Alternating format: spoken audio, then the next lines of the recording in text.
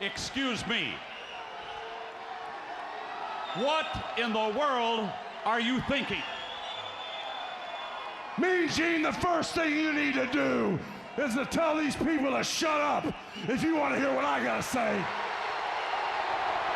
What up, y'all? It's KMB, the Sexy Ninja, in the place to be for a Paper Saber Universe, and this is the New World Podcast, brother. We're talking about Dynamite, May 15, 2024. Tony, Taz, Excalibur on commentary. We're in Everett, Washington, at the Angel of the Winds Arena. Weird name for an arena, just saying. But we started off hot, man, and I gotta say, I'm a big fan of this Dynamite. We started it off with Blackpool Combat Club. Mr. Mox and Brian versus Kyle and Jeff Cobb. They fight before the bell. They're like, let's go, man. We're building up to Double or Nothing. That's next Sunday. I'm very excited for the show. Some matches more than, And Don's on commentary. He's brought Kyle. He brought Jeff Cobb. And Jeff Cobb is a beast. The man is big. He's strong. And he's dangerous. So I was very excited about this match from the get-go because I was like, oh, this is just going to be a great opener. And it was. It was exactly that. I had a lot of fun. But BCC got the win. And that's it. That's all. We got to build the momentum here. And we learned in this show that Eddie Kingston got hurt. So Eddie Kingston will be replaced in the Anarchy in the Arena match. Very sad about that. I do like Eddie Kingston. I hope he gets well soon. He got hurt at a New Japan Pro Wrestling show, but we'll get to that in a bit. But of course, here comes Takeshita. He attacks Mox. Then here comes Claudio to fight them off. And the commentary team made me laugh because it was like, he's holding something. I think it's a crowbar. It is a crowbar. I think it's a crowbar. And that made me laugh because they're all back and forth with each other. Oh, man. And then we get a Swerve package. Swerve, whose house? Swerve's house. He's our champion. He's my champion. I love Swerve Strickland. I think he's going to make the best of this run as AEW champion. And, he's got Christian Cage, which is a big one that's going to be at Double or Nothing. So, and at first I kind of poo-pooed the idea of Christian Cage is his first, person to defend that title against. But the way they've been building the story, I'm like, okay, I can roll with it. I like it. I like it a lot. So, and then we go into Adam Copeland coming out. He's going to talk to Malachi Black and be like, yo, Malachi, are you going to answer my challenge that I said last week to a barbed wire steel cage match? But of course, before he even gets out there, the House of Black attacks, and here comes Malachi, and they take his wedding ring. Yeah, they take his wedding ring, and they keep it. I was like, okay, all right, well, Adam got robbed. But here comes Kyle. Kyle tried to help, but didn't help. And right here, Eddie injured at the New Japan Pro Wrestling show, Resurgence, I believe it was called, by the Elite, taking him out. Who's going to replace Eddie Kingston in this Anarchy in the Arena match? Who indeed? Wait until we get to that.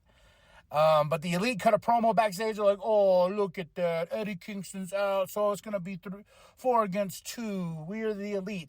And I'm going to say this right now. I love the Elite. I like this version of the Elite. I'm all for it. I'm waving my AEW flag high. I wave my WWE flag high, but I'm just saying I'm tired of this, split of oh, we can't just enjoy pro wrestling here and stuff like that. I'm like, yes, just enjoy pro wrestling.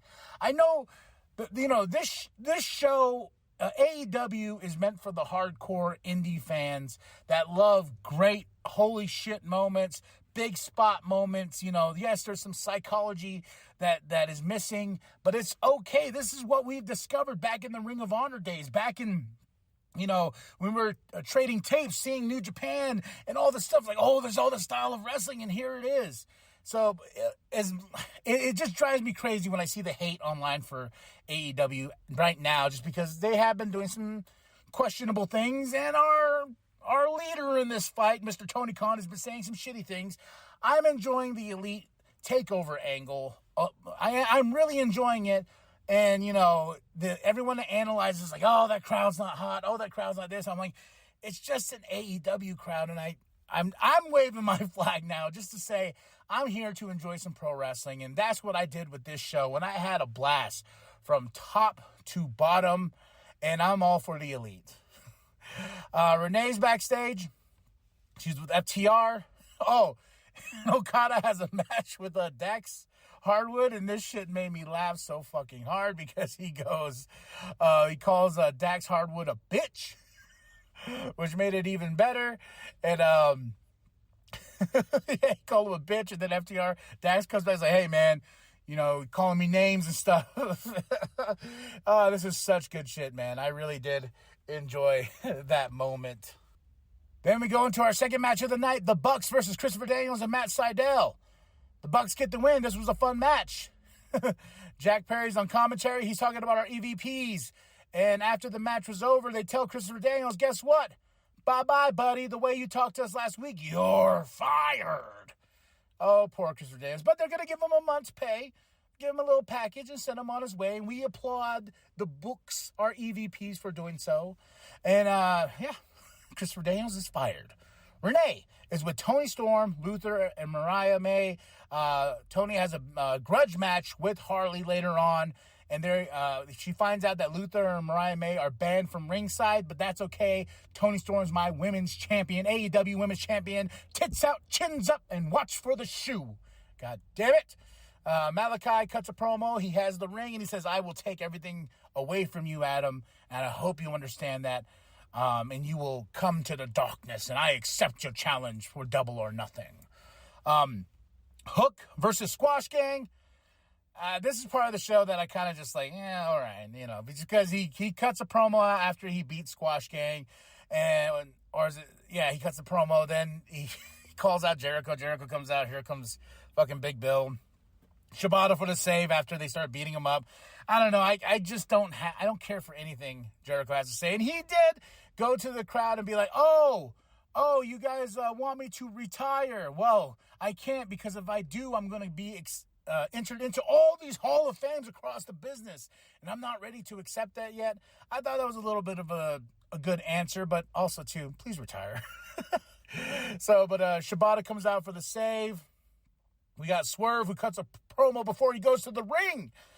As you can tell, I'm just excited. He goes against Brian Cage, and I will tell you this match was awesome. Brian Cage, I'm such a big fan of Brian Cage, and he got to be showcased in this match with Swerve Strickland, and it was just a back-and-forth battle. Brian Cage showing that he's more than just a big man. He is the man, and I love Brian Cage, the Swolverine, Weapon X. He's just dropping it all in this match with Swerve, and Swerve got the win, and now he can say goodbye to Mogul Embassy, and I hope we get more of Brian Cage, because this really showcased this dude's talent. I'm on Brian Cage's nuts, because this dude can go. And when he can go, he can go. But of course, after the match, here comes Christian. And from behind, Kyle, Killswitch, they attack Swerve. They hit him with the picture of Swerve's family. He starts bleeding. And Christian says, I will take everything away from you, including that championship. Last week, he took away the Mogul Embassy. This week, he even took a piece of his hair. And this week, he took his blood and put it on the picture of Swerve's family, making it more personal. So seeing this tonight, I was like, you know what? I cannot wait for this match at Double or Nothing. Hook and Shibata are backstage. This was fucking great. They're with Renee.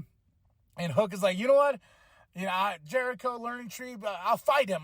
And then Joe comes over and he's like, hey, if you want to be a big, strong man, you got to go out there and be strong and show that you are a threat. And then he walks off, and then Shibata, he's doing that little phone thing. He even did it to Hook and Hook's like, I will get that FTW championship back. Shibata's like, I want to face Jericho, for that championship, and it kind of sets a little bit of like drama. Then Joe comes in. Then after Joe leaves, he's wearing this floral shirt. And Shibata hits the button, and she goes, he's too large to wear a floral pattern shirt. I don't know why. That's my shit, man.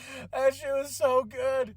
Oh, it was so good that I had to rewind it like 3 times, and I just could not stop laughing, but it was so good. Nice to see Joe in a floral pattern shirt that's too tight on that man. Oh, man, but we go into Toni Storm versus Harley Cameron. You know what's funny is I forgot She goes by Harley Cameron. I just kept on calling her Harley.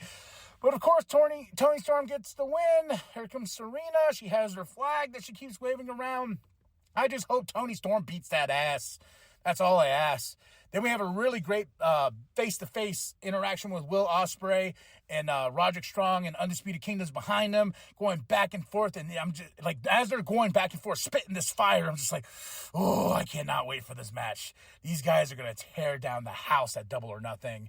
And then we go backstage with, we go to the ring with Renee because she's with Willow Nightingale and Mercedes Moné. They come out to sign the contract for their match. And I got to say, this is the best fucking segment we've gotten from Mercedes Moné since she's been here.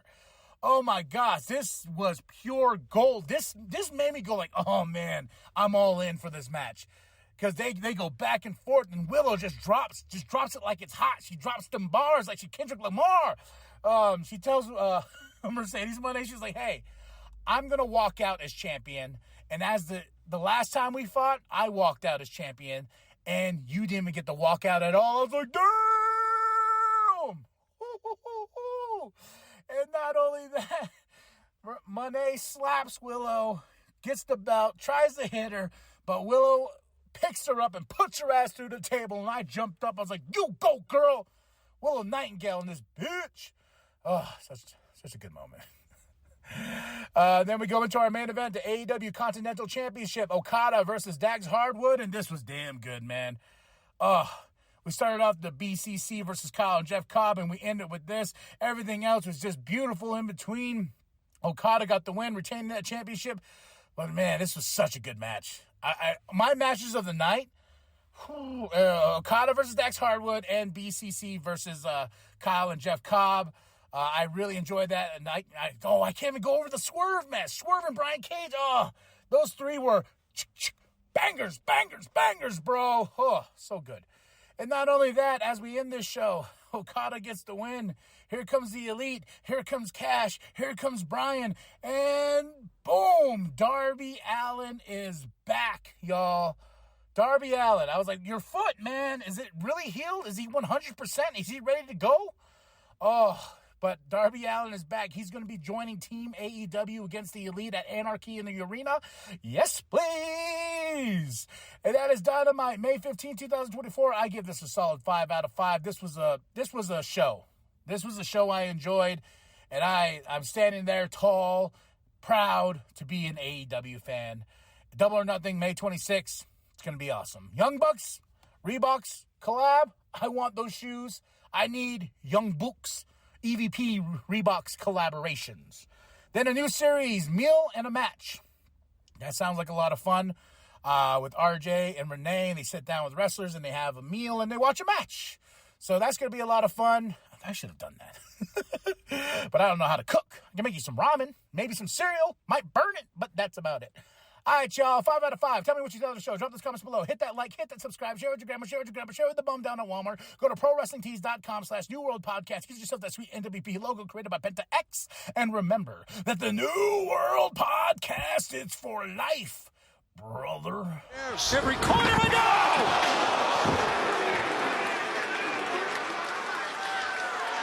That's another level of violence right there.